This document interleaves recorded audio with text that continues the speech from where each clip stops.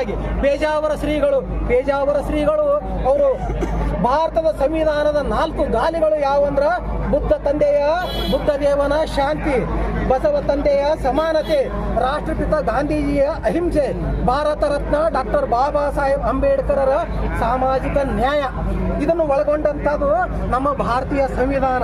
ತಮಗೆ ಮತ್ತು ತಮ್ಮ ಕುಲಕ್ಕೆ ಈ ಮೇಲಿನ 4 ಬೇಕಾಗಿಲ್ಲ. ಪೇಜಾವರ ಶ್ರೀಗಳಿಗೆ ತಾವು ಜಾತಿವಾದಿಗಳು ಇದ್ದೀರಿ, ತಾವು ಮನುವಾದಿಗಳು ಇದ್ದೀರಿ, ತಾವು ಜಡವಾದಿಗಳು ಇದ್ದೀರಿ, ತಾವು ಮೌಢ್ಯವಾದಿಗಳು ಇದ್ದೀರಿ, ತಾವು ಅಸಮಾನತಾವಾದಿಗಳು ಇದ್ದೀರಿ.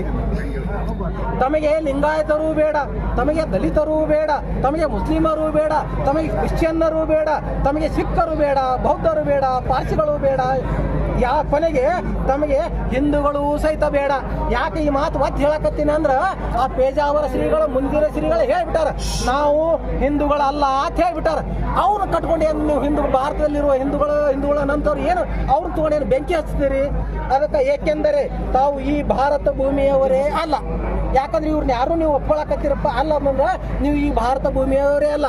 ತಾವು ಮಧ್ಯ ಏಷ್ಯಾದಿಂದ ದನ ಕಾಯುತ್ತಾ ಭಾರತಕ್ಕೆ ಬಂದವರು, ದನ ಕಾಯುವವರು ತಾವಾಗಿದ್ದೀರಿ. ಅತಿಥಿ ದೇವೋಭವ ಎಂದು ಸ್ಥಳ ಆಶ್ರಯವನ್ನು ಕೊಟ್ಟವರಿಗೆ ತುಳಿದು ನಮ್ಮ ತಲೆಯ ಮೇಲೆ ಕಾಲು ಇಡುತ್ತಿದ್ದೀರಿ. ನಮಗೆ ನಮ್ಮ ಅಂಬೇಡ್ಕರ್ ನೀಡಿದ ಸಂವಿಧಾನದ ಅಡಿಯಲ್ಲಿ ನಾವು ಸುಖವಾಗಿ ಇದ್ದೇವೆ. ತಮಗೆ ಭಾರತದ ಸಂವಿಧಾನ ಸರಿ ಕಾಣುತ್ತಿಲ್ಲ ಎಂದರೆ ತಾವು ಭಾರತವನ್ನು ತೊರೆಯಿರಿ. ಆದಷ್ಟು ಬೇಗ ತಾವು ತಮ್ಮ ಶಿಷ್ಯರನ್ನು ತಮ್ಮ ಬಳಗವನ್ನು ಕರೆದುಕೊಂಡು ಪೇಜಾವರ ಶ್ರೀಗಳು ಭಾರತವನ್ನು ಬಿಟ್ಟು ತೊಲಗಿ ಹೋಗಲಿ. ಎಲ್ಲಿಂದ ಬಂದಿರೋ ಬೇಕಿದ್ದರೆ ಅಲ್ಲಿಗೆ ಹೋಗಿರಿ. ಇಲ್ಲವಾದರೆ ಇಲ್ಲಿಯೇ ಭಾರತದಲ್ಲಿ ಇರುವ ಇಚ್ಛೆ ಇದ್ದರೆ ನಮ್ಮೆಲ್ಲರೊಂದಿಗೆ ಹೊಂದಿಕೊಂಡು ಅಂಬೇಡ್ಕರ್ ತಂದೆಗಳು ನೀಡಿದ ಸಂವಿಧಾನವನ್ನು ಒಪ್ಪಿಕೊಂಡು ಬದುಕಿರಿ. ಇದನ್ನೆಲ್ಲ ಗಮನಿಸಿದ ಅಪ್ಪ ಬಸವಣ್ಣನವರು ನಮಗೆಲ್ಲ 900 ವರ್ಷಗಳ ಹಿಂದೆ ಹೇಳಿದ್ದಾರೆ. ಬ್ರಾಹ್ಮಣನೇ ದೈವವೆಂದು ನಂಬಿದ ಕಾರಣ ಗೌತಮ ಮುನಿಗೆ ಗೋವಧೆಯಾಯಿತು. ಬ್ರಾಹ್ಮಣನೇ ದೈವವೆಂದು ನಂಬಿದ ಕಾರಣ ಬಲಿಗೆ ಬಂಧನವಾಯಿತು. ಬ್ರಾಹ್ಮಣನೇ ದೈವವೆಂದು ನಂಬಿದ ಕಾರಣ ಕರ್ಣನ ಕವಚ ಹೋಯಿತು.